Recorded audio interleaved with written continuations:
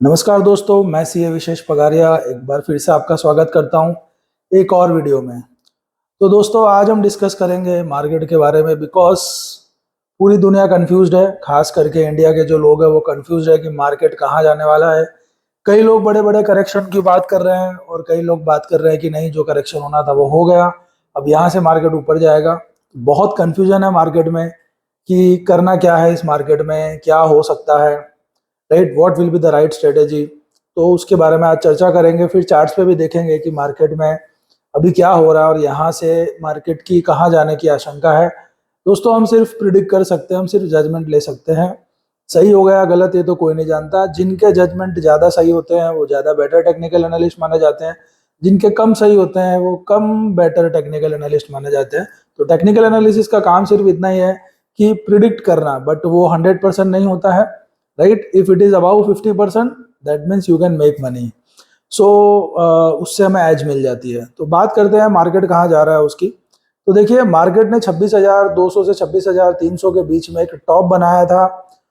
लगभग वो टॉप को बनाए हुए 2 महीने से ज़्यादा हो चुके हैं और उसके बाद से शेयर मार्केट में करेक्शन शुरू हुआ। खास करके हमारे इंडियन मार्केट में जो है एक बढ़िया वाला करेक्शन स्टार्ट हुआ। लगभग 11% जैसा करेक्शन निफ्टी ने ऊपर से दे भी दिया था, क्योंकि 26,270-80 का टॉप बना करके निफ्टी ऑलमोस्ट 23,200-300 तक पहुंच गई थी। तो निफ्टी ने लगभग 11 साढ़े 11% तक का करेक्शन दे दिया था, लेकिन वहां से निफ्टी में एक पुल बैक आया और अभी निफ्टी 24,500 के भी ऊपर ट्रेड कर रही है। तो वहां से एक अच्छा खासा पुल बैक हम देख चुके हैं। अब सवाल ये उठता है कि ये सिर्फ पुल बैक है या यहाँ से अब निफ्टी वापस नया हाई बनाने जाएगी या नहीं। तो उसके लिए कुछ चीज़ों को समझते हैं। मार्केट में जिस तरह की भारी सेलिंग पिछले 2 महीने में एफआईआईस ने की, इतनी हैवी सेलिंग पे एक्चुअली तो ये मार्केट 25% जैसा गिर जाना चाहिए था। लेकिन क्योंकि डीआईआईस मजबूत हो गए हैं, रिटेल इनफ्लोज बहुत आ रहा है एसआईपी के लिए डोमेस्टिक इंस्टीट्यूशंस के पास, और उस वजह से जहां एफआई बेच रहे हैं वहां डीआईआई खरीद रहा है। तो मार्केट में उतना बड़ा फॉल नहीं आया जो आ सकता था एफआई की इतनी जबरदस्त सेलिंग के बाद। तो अब सवाल ये उठता है कि क्या आगे एफआई और बेचने वाला है और डीआईआई की क्या कैपेसिटी है उस सेलिंग प्रेशर को एब्जॉर्ब करने की। तो देखिए, अभी तो 20-20 हजार 30-30 हजार करोड़ की एसआईपीज आ रही है, ठीक है। बहुत पैसा है डीआईआईस के पास लगाने के लिए। म्यूचुअल फंड हाउसेस के पास कैश सरप्लस भी पड़ा है, कई हाउसेस के पास पैसा लगाने के लिए। तो मार्केट एकदम से ढह जाएगा ऐसे होने के चांसेस दिख नहीं रहे हैं दूर दूर तक। हाँ, लेकिन जो सबसे ज्यादा चांसेस मुझे दिख रहा है वो ये दिख रहा है कि एफआई की सेलिंग बनी रह सकती है, ज्यादा कम हो सकती है लेकिन सेलिंग उनकी कंटिन्यूटी में हो सकती है। But DII at the same time उस सेलिंग को काफी हद तक एब्जॉर्ब कर पाएगा। तो अल्टीमेटली इससे होगा क्या कि ये फाइट है कि फॉरेन इंस्टीट्यूशनल इन्वेस्टर्स बेचे जा रहे हैं और डोमेस्टिक इंस्टीट्यूशनल इन्वेस्टर्स खरीदते जा रहे हैं। अगर उतना नहीं खरीद पा रहे तो 70-80% तो वो एब्जॉर्ब कर पा रहे हैं। तो या तो मार्केट ऊपर जाएगा तो उसकी स्पीड जो है ऊपर जाने की वो थोड़ी स्लो हो सकती है, और अगर मार्केट नीचे जाना है तो एक रेंज बाउंड होकर के मार्केट टाइम वाइज करेक्शन देने के चांसेस ज़्यादा है rather than price wise correction होने के। क्योंकि अगर कंसिस्टेंटली डीआईआईस खरीदते रहेंगे और एब्जॉर्ब करते रहेंगे गिरावट को, तो गिरावट की जो इंटेंसिटी है वो इंटेंसिटी में फ़र्क आ जाएगा, वो इंटेंसिटी उतनी हाई नहीं रहेगी। तो यहाँ से मार्केट को गिरना भी स्लो है अगर गिरना है तो, और अगर मार्केट को बढ़ना है तो बढ़ने में भी मार्केट स्लो रह सकता है। तेजी फास्ट जो मार्केट की अप ट्रेंड है वो तभी आएगी जब डीआईआई जो है वो बायर में आ जाएगा तब, क्योंकि जब डीआईआई बाइंग में आएगा तो वो खरीदता भी ऐसे ही है जैसे वो बेच रहा है, और मार्केट को 1000-1500 पॉइंट तो निफ्टी के वो मतलब विद इन 15 डेज में वो निफ्टी को भगा देता है, 10 से 15 दिन में। तो ये कहानी है कुल मिलाकर के। तो हम एक ऐसे आप बोल सकते हो कि डायलेमा में फंस गए हैं जहाँ पे ना मार्केट में अच्छे से तेजी हो पा रही है और मार्केट में ना अच्छे से मंदी हो पा रही है। और बहुत फास्ट तेजी की उम्मीद इसलिए भी नहीं हो रही है अभी क्योंकि जो डेटा आए हैं मैक्रो इकोनॉमिक्स डेटा अच्छे नहीं है इंडिया के। हमारे यहाँ इन्फ्लेशन जो है वो कंट्रोल में नहीं है, इसीलिए आरबीआई रेट कट नहीं कर पा रहा है। दूसरा, जो कंपनियों के रिजल्ट आए वो भी इतने अच्छे नहीं आए, जितना मार्केट भाग गया था जो एक्सपेक्टेशन में उस हिसाब से कंपनियों के रिजल्ट्स नहीं आए हैं, तभी हमें करेक्शन देखने भी मिला। तो कहीं ना कहीं ये एक ऐसा पीरियड हो गया ना कि मार्केट और एक क्वार्टरली रिजल्ट देखना चाहेगा कि वो कैसे आ रहे हैं, and then only it will decide कि हमें कितनी इंटेंसिटी से और कितना ऊपर जाना है या हमें नीचे गिरना है, लाइक दैट। तो macro data point of view से अगर हम देखें, चाहे वो पैसों का इनफ्लो हो, चाहे वो इकोनॉमिक डेटा हो, उस हिसाब से देखें तो मार्केट में कोई बहुत भारी भरकम तेजी भी नहीं दिखाई दे रही है और कोई बहुत भारी भरकम मंदी भी नहीं दिखाई दे रही है। कुछ ऐसा हो जाए मार्केट में जिससे कि रिटेल इन्वेस्टर्स का विश्वास थोड़े टाइम के लिए उठ जाए म्यूचुअल फंड से या मार्केट से, और वो सेल ऑफ करने लगे, तभी मार्केट में बड़ी वाली गिरावट देखने मिलेगी। और ऐसा अभी कुछ दिख तो नहीं रहा ऐसा कुछ होता हुआ, लाइक दैट। हाँ, इकोनॉमी अगर हमारी अच्छी नहीं करेगी, जो कि हमारी इकोनॉमी अच्छी नहीं कर रही है, जीडीपी का डेटा भी आप लोगों ने देखा कम होकर के आया है। But apart from the GDP data, GDP का डेटा जो है ना इंडिया में, वो फिर भी बहुत अच्छी कहानी दिखा रहा है कंपैरेटिवली, पर एक्चुअल में कहानी उतनी अच्छी है नहीं इंडिया की अभी, राइट। सो पिछले एक साल में जो ग्रोथ हम देख रहे हैं इंडिया की, एक दो साल में जो पेपर पे आप ग्रोथ देख रहे हो, वो ग्रोथ लोगों तक एक्चुअली पहुंची नहीं है। हो सकता है कुछ चंद लोगों ने ग्रो किया होगा और वो ग्रोथ जो है रिफ्लेक्ट हो रही है ओवरऑल डेटा में, लेकिन जो ग्रोथ जब वाइड स्प्रेड ग्रोथ होती है ना, जब सब ग्रो कर रहे होते हैं कंट्री में, तो उसी से इकोनॉमी जो है वो बूस्ट होती है ज़्यादा। कुछ थोड़े से ही लोग अगर बहुत ग्रो कर रहे हैं तो वो इकोनॉमी को ज़्यादा बूस्ट नहीं कर सकते। तो हमारी जो ग्रोथ है उस पर भी अभी प्रश्न चिन्ह बना हुआ है, एंड ये अगर इसमें इम्प्रूवमेंट नहीं आया तो फिर यहाँ से तकलीफ हो सकती है। अब आप बोलोगे कि ये तो दोनों तरफ की बात हो गई, तो हम करें क्या, मंदी करें या तेजी करें?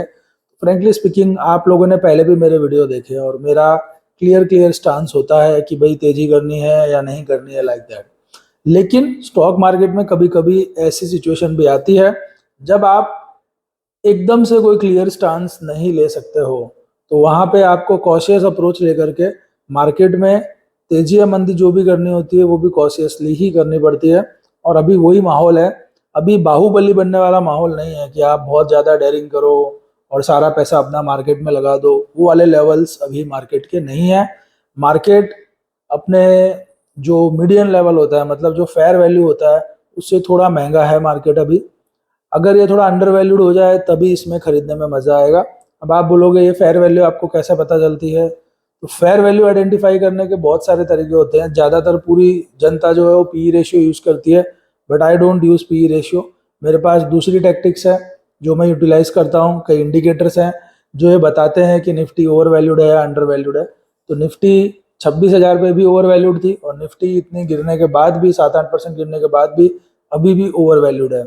जब तक निफ्टी 21,000 के आसपास नहीं आ जाती तब तक वो अपनी फेयर वैल्यू पे नहीं आएगी। यानी निफ्टी की जो फेयर वैल्यू है एज ऑन डेट, वो लगभग 21,000 से 22,000 के बीच में है। तो कहीं ना कहीं निफ्टी अगर 22,000 के नीचे आ जाती है आने वाले 3-4 महीने में, तब आप बोल सकते हो कि निफ्टी फेयर वैल्यू पे आई है। और अगर 18,000 19,000 आ जाता है तब वो अंडर वैल्यूएशन जोन में जाएगी। अगर ऐसा होता है तो वो एक बहुत बढ़िया अपॉर्चुनिटी होगी लॉन्ग टर्म इन्वेस्टिंग के लिए। अभी ये कोई लॉन्ग टर्म इन्वेस्टिंग का टाइम नहीं है, लमसम पैसा लगाना हो तो अभी करना क्या चाहिए? तो अभी स्टॉक मार्केट में जो इन्वेस्टर्स हैं उनको मैं यही बोलूंगा कि this is the time to do SIP investing. Mutual fund में आप एसआईपी करते हैं, बहुत अच्छी बात है। अगर आप स्टॉक्स में पैसा लगाना चाहते हैं डायरेक्ट अपने डीमेट अकाउंट के थ्रू, तो आपको उसके एलोकेट कर देना है। आपको ये देखना है कि अगर आपके पास सपोज मान लीजिए 10 लाख रुपए लगाने के लिए, तो पहले तो आप 7,000 लिस्टेड कंपनी में से 10 बेस्ट कंपनी सिलेक्ट करिए जो आपको लगता है कि आने वाले 10 साल 12 साल बहुत अच्छा करने वाली है। और उन 10-12 कंपनियों में आपके जो 10 लाख रुपीज है वो आपको एक साथ नहीं लगाना है। आपको वो 10 लाख रुपीज को 24 मंथ्स में डिवाइड कर देना है, 18 मंथ्स या 24 मंथ्स में डिवाइड कर देना है। और उस हिसाब से आप इक्वली 10 की 10 कंपनियों में पैसा डालते रहोगे, हर महीने डालते रहोगे, लाइक दैट। तो क्या है कि अगर मार्केट में यहाँ से कोई करेक्शन भी आ गया या मार्केट साइडवेज टू बेरिश भी हो गया, तो आपका पैसा जो है वो लोअर लेवल पे भी लगता रहेगा। और जैसे ही वापस चीज़ें ठीक हो जाएगी और मार्केट में एक अच्छी ग्रोथ दिखेगी, तो आपका पैसा ज़्यादा अच्छे से मल्टीप्लाई होगा, क्योंकि आपकी एवरेज कॉस्ट तब कम हुई होगी। तो this is the time to do SIP investing, this is not the time to do lump sum investing. तो क्या हम इस मार्केट में लमसम इन्वेस्टिंग कर ही नहीं सकते? जी नहीं है, कर सकते हैं, हम बिल्कुल कर सकते हैं। लमसम इन्वेस्टिंग करना है तो फिर पूरा पैसा लगा के आपको हैज करना पड़ेगा। अब हैज करने के कई तरीके होते हैं, राइट। पुट ऑप्शन तो होता ही है, बट उसके अलावा और भी कई तरीके होते हैं हैज करने के, लेकिन हैजिंग आता है कॉस्ट के साथ। तो hedging incurs cost, because hedging is like insurance, तो आपका कॉस्ट लगता है उसमें। तो हमें देखना पड़ता है कि हम जो कॉस्ट पे कर रहे हैं वो कॉस्ट वायबल है या नहीं है, तभी हैजिंग की जाती है। अगर वो कॉस्ट वायबल नहीं है, बहुत ज़्यादा कॉस्ट है, तो फिर उस हैजिंग का मतलब नहीं है। जैसे फॉर एग्जांपल आपने 10 लाख की कार खरीदी, अब वो 10 लाख की कार का अगर 30,000 या 40,000 आप इंश्योरेंस भर रहे हो साल का, तो वो एक फिजिबल वैल्यू दिखती है। पर अगर वही 10 लाख की कार का इंश्योरेंस कंपनी आपको बोलती है कि भाई 1.5 लाख रुपए इंश्योरेंस भरो, तो आप बोलोगे भाई फिर मैं इंश्योरेंस लेता ही नहीं हूँ, करना क्या है। मैं एक एग्जांपल दे रहा हूँ, इसको लीगल लॉ के साथ कंपेयर मत करेगा कि इंश्योरेंस लेना कंपलसरी होता है एंड ऑल दोस, राइट। वैसे ही पोर्टफोलियो है, तो पोर्टफोलियो का तो इंश्योरेंस कंपलसरी होता नहीं है, बट पोर्टफोलियो का इंश्योरेंस क्या कॉस्ट पे आप कर रहे हो वो बहुत इंपॉर्टेंट है। तो अगर आप हैजिंग नहीं कर सकते हो प्रॉपरली, आपको हैजिंग करनी नहीं आती है, तो लमसम पैसा लगाने का ये टाइम नहीं है। और अगर आप सीखना चाहते हो कि भाई स्टॉक की लिस्ट हम कैसे रेडी करें हमारे पोर्टफोलियो की, हैजिंग कैसे की जाए हमारे पोर्टफोलियो की, ये सब चीज़ें आप सीखना चाहते हैं, तो हमारे जो वर्कशॉप हैं ऑनलाइन और ऑफलाइन, वो वर्कशॉप आप अटेंड कर सकते हैं। स्क्रीन पे आपके सामने रिफ्लेक्ट हो रहा है व्हाट्सएप नंबर, इस पे आप मैसेज करिए, आपको रिप्लाई मिलेंगे and you can do this course. तो वो आपको एक कम्पिटिटिव एज देगा। मैं पहले ही बता दूं, हम जो भी ट्रेडिंग और इन्वेस्टिंग के कोर्स करवाते हैं, ये कोई जादू की छड़ी नहीं है कि आज आपने कोर्स किया और एक हफ्ते में या एक महीने में आप बहुत पैसे वाले बन जाएंगे। बिल्कुल भी ऐसा नहीं है। जो भी ऐसा करके कोर्स बेच रहे हैं वो सब झूठ बोल रहे हैं। Stock market is the place where you can make biggest amount of money and in a slowest way. तभी पैसा बनता है, बड़ा पैसा बनता है, लेकिन धीरे धीरे बनता है, एक्यूमुलेट होता रहता है। तो जो पैसा बनाना होता है ना, उसका एक प्रोसेस होता है। जैसे फॉर एग्जांपल 10 to 15x अगर आपको अपना पैसा करना है, आपको अगर 1 लाख को 15 लाख में कन्वर्ट करना है, 20 लाख में कन्वर्ट करना है, 10 लाख में कन्वर्ट करना है, तो उसको 10 ईयर्स लगते हैं। मतलब 10 गुना या 20 गुना करने के लिए आपको 10 साल लगते हैं स्टॉक मार्केट में। सिमिलरली अगर आपको 100 टाइम्स करना है तो आपको 15 से 18 साल लगते हैं स्टॉक मार्केट में, तब जाके आपका पैसा मल्टीप्लाई होता है। So there is a process, right. Overnight कुछ भी नहीं होता है। क्रिप्टो करेंसी में होता होगा, but not in stock market. Stock market will take time. तो मैं इसीलिए ये जो कोर्स है, मैं बोलता हूँ लोगों को कि जो लालची लोग हैं, जो सट्टेबाज हैं, उनके लिए कोर्स नहीं है। ये कोर्स उन लोगों के लिए है जो बिजनेस की तरह स्टॉक मार्केट को लेना चाहते हैं। ट्रेडिंग में जो चाहते हैं कि भाई हम अगर 10 लाख का कैपिटल लेके बैठे हैं तो हमें हर साल 30-35% का 40% का 25% का एक कंसिस्टेंट रिटर्न हमें ईयर ऑन ईयर मिलता रहे, उनके लिए है। जो ये सोचते हैं कि 10 लाख रुपए का कैपिटल लेके ट्रेडिंग करके मैं 21 साल में 10 लाख से 1 करोड़ बना लूंगा, सॉरी, वो सब हम नहीं करवाते और वो पॉसिबल भी नहीं है स्टॉक मार्केट में। और जो इन्वेस्टिंग के बारे में सोचते हैं कि भाई 10-20 लाख रुपया लगा करके मैं इससे 2 करोड़ 5 करोड़ 10 करोड़ बनाना चाहता हूँ over the long period of time, 10-15 years, ये कोर्सेज उनके लिए है। तो अगर आप ये सब सीखना चाहते हैं कि बेस्ट 10-12 कंपनीज कैसे सिलेक्ट की जाए लॉन्ग टर्म के लिए, पोर्टफोलियो को हैज कैसे किया जाए गिरावट से बचाने के लिए, स्टॉक मार्केट में कंसिस्टेंट ट्रेडिंग, पोजिशनल ट्रेडिंग करके consistently year on year 20-25-50% return कैसे निकाला जाए ईयर ऑन ईयर, लंबे टाइम तक स्टॉक मार्केट का खिलाड़ी कैसे बना जाए, तो आपके लिए ये कोर्स है। तो वापस आते हैं टॉपिक पे। तो स्टॉक मार्केट में अभी सिचुएशन ऐसी है, इसलिए अभी अगर आप इन्वेस्टमेंट करना चाहते हैं तो एसआईपी मोड में कीजिए, पूरा इन्वेस्टमेंट करना चाहते हैं तो हैजिंग के साथ कीजिए, और अगर आप ट्रेडिंग करना चाहते हैं at this point of time, तो मैं आपको सजेस्ट करूंगा trade only in Nifty, only in Nifty. क्यों? क्योंकि निफ्टी में अगर आप फ्यूचर के लॉट भी उठा रहे हो, 1 2 3 4 5 जितना आपके पास कैपिटल हो, तो आप उसको पुट के साथ हैज कर सकते हो। अब आप बोलोगे पुट के साथ तो हम स्टॉक्स को भी हैज कर सकते हैं, तो ऐसा नहीं है। स्टॉक्स का जो पुट है वो सिर्फ 1 महीने का होता है, यानी 1 महीने में वो प्रीमियम आपका 0 हो जाता है। लेकिन निफ्टी में आपके पास 3 महीने का पुट भी होता है, 6 महीने का पुट भी होता है, तो और उसकी कॉस्ट आपको कम पड़ती है। तो इसलिए अभी अगर आपको स्टॉक मार्केट में ट्रेडिंग करनी है तो हैजिंग करके ट्रेड करिए, बिकॉज मार्केट में अब वॉलेटिलिटी बढ़ने वाली है। डोनाल्ड ट्रम्प आ गए हैं, अब वो जैसे ही संभालेंगे अपना कार्यकाल, मैं आपको गारंटी देता हूँ this market is going to be volatile. जो लोग हैजिंग नहीं करेंगे, जो लोग बिना हैज के काम करेंगे, उनके स्टॉप लॉस क्या जाएंगे, स्टॉप लॉस जाने वाले ही नहीं है उनके, सीधा मार्केट गैप डाउन होएगा या शॉर्ट किया होगा तो गैप अप होएगा, तो वो लूट के बर्बाद हो जाएंगे। उन लोगों को हेजिंग के बिना कोई उपाय नहीं है इस मार्केट में। तो that's why now for next 3-4 years this market is going to be very volatile, range bound with volatility आपको देखने मिल सकता है मार्केट। तो अगर आप निफ्टी में ट्रेड करते हैं, हेजिंग के साथ ट्रेड करते हैं 3-1 महीने का ऑप्शन लेकर के, तो क्या है आपको एक लॉस की लिमिट रहेगी, आपको पता होगा कि मैक्सिमम लॉस कितना हो सकता है आपको, कल कुछ गैप डाउन हो गया तो, और अगर आप लॉन्ग साइड पे हो गैप अप हो गया तो प्रॉफिट भी बड़ा हो सकता है। बट बिना हेजिंग के आने वाला जो मार्केट है ये आपको बर्बाद कर सकता है। सो बिना हेजिंग के आप लीवरेज नहीं कर सकते हो, बिल्कुल भी नहीं।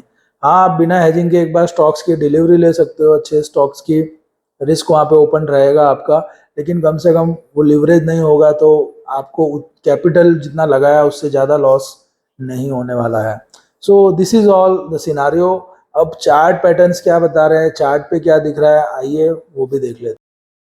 तो आपके सामने ये निफ्टी का मंथली चार्ट है, अगर आप ध्यान से देखें तो ये 1 महीने का चार्ट है ना, ये हर एक कैंडल जो है ये 1 महीने की है। अब यहाँ पे हम कैंडल जो है नॉर्मल कैंडल को हटा के हम हाइकनाशी कैंडल लगाते हैं। तो हाइकनाशी कैंडल में सीधा सीधा होता है, जब मार्केट तेजी में होता है तो ग्रीन कैंडल्स बन रही होती है, और जब मार्केट मंदी की चपेट में आता है तो ऐसी रेड कैंडल्स बननी शुरू हो जाती है। तो अगर आप ध्यान से देखें तो 2023 का जो अप्रैल का महीना है, ठीक है, यहाँ पे हाइकनाशी ग्रीन कैंडल बनने शुरू हुई थी, जो कंटिन्यू हाइकनाशी ग्रीन कैंडल ही बन रही थी। ये बीच में एक रेड आई थी बट ये अनडिसिसिव रेड थी, तो इसको हम ज़्यादा कंसिडर नहीं कर सकते हैं, बहुत छोटी सी है। तो कंटिन्यू आप देखेंगे तो लगभग पिछले 1.5 साल से मार्केट स्ट्रेट लाइन में तेजी ही कर रहा था। लेकिन लास्ट मंथ जो गया है अपना नवंबर का, तो हाइकनाशी कैंडल रेड हो गई है, और जब हाइकनाशी कैंडल रेड होती है तो ये कहीं ना कहीं एक सिग्नल होता है कि अब मार्केट में या तो तेजी जो है वो पहले की तरह नहीं चलेगी, मार्केट अटकेगा, साइडवेज होगा, या मार्केट में एक बेरिश ट्रेंड भी आ सकती है। अगर मैं आपको पास्ट में लेके जाऊं तो ये जो 18% का एक फॉल आया था निफ्टी में 2021-22 में रशिया यूक्रेन वॉर की खबर के बाद, तो ये भी वही पीरियड है। हाइकनाशी कैंडल जब यहाँ पे रेड हो गई थी, राइट, यहाँ पे रेड कैंडल चल रही थी, तब ये गिरावट चल रही थी। यानी जरूरी नहीं है हर बार कंसिस्टेंट 8-9 महीने तक मार्केट गिरता रहेगा, लेकिन मार्केट जिस स्पीड में ऊपर जा रहा होता है या तो वो स्पीड कम हो जाती है, या साइडवेज टू बेरिश हो जाता है, या आप बोल सकते हो कि एक बड़ा करेक्शन भी आ सकता है। जैसे ये कोरोना वायरस के टाइम पे भी अगर हम देखेंगे तो मार्केट जोर से गिरा, उसके पहले ये एक हाइकनाशी रेड कैंडल बनी थी, और उसके बाद नेक्स्ट 3 ही महीने में मार्केट का पूरा काम हो गया। 3 महीने का नेक्स्ट 1 ही महीने में मार्केट ने पूरे साल की गिरावट दे दी थी, ठीक है। इसी तरह अगर हम 2015 में भी देखते हैं तो ये हाइकनाशी कैंडल रेड हुई थी, सीरीज ऑफ ग्रीन कैंडल के बाद रेड हुई थी, और फिर मार्केट में एक अच्छा खासा करेक्शन देखने मिला था। सिमिलरली 2011 की हम बात करें तो अच्छा ट्रेंड चल रहा था, हाइकनाशी कैंडल्स रेड हुई और फिर एक सीरीज ऑफ गिरावट हमें देखने मिली थी। तो कहने का मतलब क्या है कि मंथली चार्ट जो होता है ना, उसमें अगर हाइकनाशी कैंडल रेड हो जाए तो इधर हमें थोड़ा कॉशियस होना पड़ता है। आप लमसम इन्वेस्टमेंट नहीं कर सकते हो बिना हेजिंग के, वरना लॉस होने के चांसेस बढ़ जाते हैं। अब हम इसको थोड़ा आकर के वीकली टाइम फ्रेम चार्ट पे देखते हैं, डेली आ गया, वीकली पे देखते हैं। तो वीकली टाइम फ्रेम चार्ट पे अगर हम देखें तो मार्केट ये कंटिन्यू आप देख सकते हो 7-1 हफ्तों से गिर रहा था, यानी लगभग 2 महीने से मार्केट में गिरावट थी। हाइकनाशी कैंडल कंटिन्यू रेड बन रही थी, लेकिन पिछली 2 कैंडल जो है हाइकनाशी की, ये ग्रीन बन गई है। यानी ये बता रहा है कि ये जो मंदी चल रही थी वीकली चार्ट पे, एक बार के लिए मंदी खत्म हो गई है और मार्केट यहाँ से ऊपर जा सकता है। सो उसकी अच्छी खासी पॉसिबिलिटी बनती है। तो यहाँ पे अब मार्केट में करना क्या है, तो पहली बात तो यहाँ पे अभी हम मार्केट को शॉर्ट तो नहीं कर सकते। अगर हमें मार्केट में कुछ नहीं करना है वो बेस्ट चीज़ है, पर अगर कुछ करना ही है तो यहाँ पे आपको मार्केट में लॉन्ग करना पड़ता है। और लेकिन क्योंकि मंथली चार्ट वीक है, तो ये ग्रीन कैंडल बन के भी ये हमें बाद में हो सकता है बड़ा ट्रेंड ना दे पाए, फेल हो जाए, इसलिए बिना हेजिंग के तो नहीं हो सकता। यानी आप निफ्टी का फ्यूचर नेकेड लेके नहीं बैठ सकते हो। अगर आप निफ्टी का फ्यूचर लेते हो, बाई करते हो, तो आपको साथ में उसका 3 या 2 महीने का पुट तो लेना ही चाहिए, ताकि लॉस की एक लिमिट रहे। बिकॉज मंथली में हाइकनाशी रेड है और वीकली में हाइकनाशी ग्रीन है, तो कहीं ना कहीं monthly chart is the mother chart. So we cannot take andhadhun risk in this market. So this is what I want to tell you. That's why market is confusing. So जो भी करे hedging के साथ करें. Thank you very much.